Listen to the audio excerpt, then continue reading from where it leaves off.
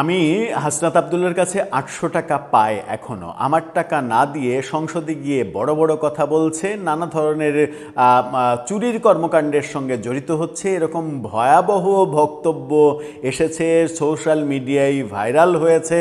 এবং এই বক্তব্যটা যিনি দিয়েছেন তিনি ঢাকা বিশ্ববিদ্যালয়ে এলাকার ভ্রাম্যমাণ এক চা বিক্রেতা। একজন চা বিক্রেতা দাবি করছেন এনসিপির নেতা, শীর্ষ নেতা, বর্তমান এমপি হাসনাত আবদুল্লার কাছে তিনি ৮০০ টাকা বাকির টাকা পান, যে টাকা তাকে দেয়া হয়নি। হাসনাতের বিরুদ্ধে তার এক গাদা অভিযোগ। এটা কি সত্যি বিশ্বাসযোগ্য যে হাসনাত মাত্র ৮০০ টাকা বাকি রেখেছেন?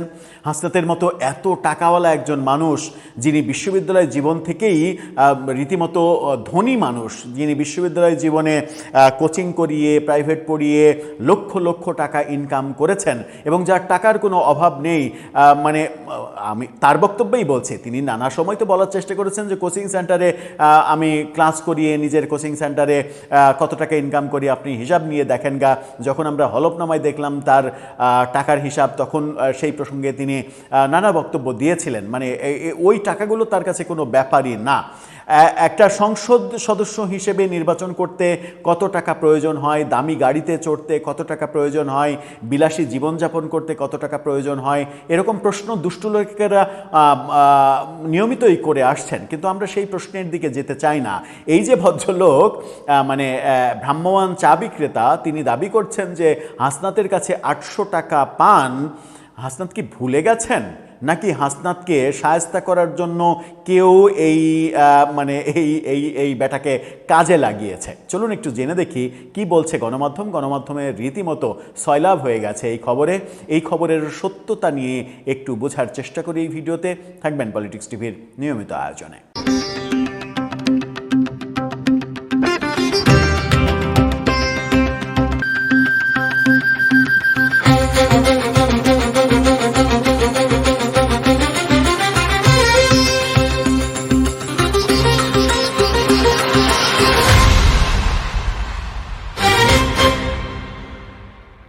দর্শক, বলছিলাম হাসনাতের কাছে ৮০০ টাকা বাকি, মানে চা খেয়েছেন ভ্রাম্যমাণ দোকানে, মানে যখন যা লেগেছে নিয়েছে, কিন্তু ৮০০ টাকা দেয়নি। এখন সংসদে গিয়ে বড় বড় কথা বলছে।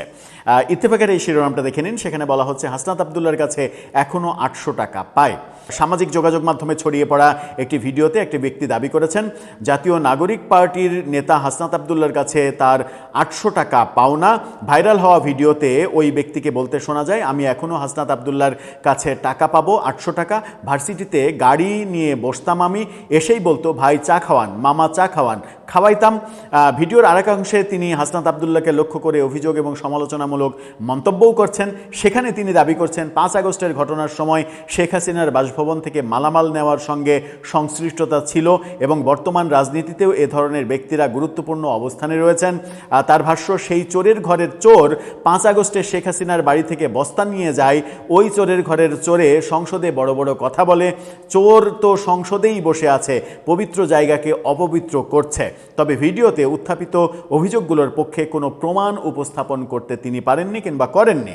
এছাড়া হাসনাত আবদুল্লাহ বা তার পক্ষ থেকে এ বিষয়ে কোনো আনুষ্ঠানিক প্রতিক্রিয়াও পাওয়া যায়নি। সামাজিক যোগাযোগ মাধ্যমে ভিডিওটি ব্যাপকভাবে ছড়িয়ে পড়লেও এই বক্তব্যের সত্যতা স্বাধীনভাবে যাচাইও করতে পারেনি ইত্তেফাক।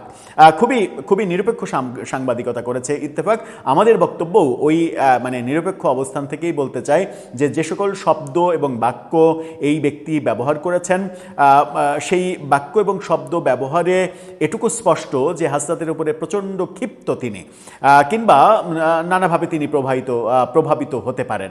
এখন ৮০০ টাকা পাবেন এটা সত্য হতে পারে, হাসনাত ভুলে যেতে পারেন। ছাত্রজীবনে তো অনেক কিছুই ঘটে। এখন ছাত্রজীবনের মানে শেষ বেলায় এসে হুট করেই নেতা হয়ে গেছেন, এমপি হয়ে গেছেন, হয়তো অতীতের কথা ভুলে গেছেন। হাসনাতকে একটা ফোন করে বললে হয়তো ৮০০ টাকার জায়গায় তিনি ৮০০০ টাকা পাঠিয়ে দিতে পারতেন। তাতে এই অভিযোগ তার থাকতো না। কিন্তু এই যে শেখ হাসিনার গণভবন থেকে মালামাল চুরি করা, চোরের ঘরের চোর, সংসদে গিয়ে বড় বড় কথা বলা, এই কথাগুলো একটু বেশি অসম্মানজনক।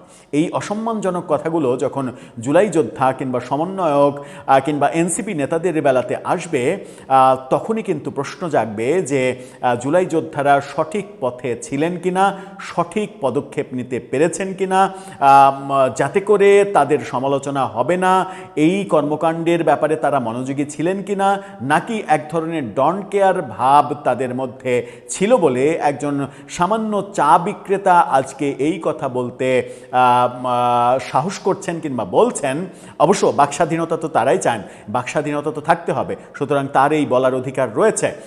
800 টাকার বিষয়, মানে হয়তো হাসনাতের কাছে 800 টাকা কোনো টাকা না, কিন্তু ওই চা বিক্রেতার কাছে 800 টাকা মানে অন্তত সেই সময় যদি 5 টাকা কাপ ফুটপাতে চা বিক্রি করে থাকেন, তাহলে প্রায় 150 কাপ চায়ের দাম। তো 150 কাপ চা একজন ব্যক্তি মানে দিনের বেলা কত কাপ চা বিক্রি করতে পারেন একজন ভ্রাম্যমাণ দোকানি, সেই ব্যাপারটাই তো একটা গুরুত্বপূর্ণ ব্যাপার। দর্শক, আপনার কাছে কি মনে হয়? আপনার মতামত জানিয়ে লিখতে পারেন আমাদের কমেন্ট বক্সে।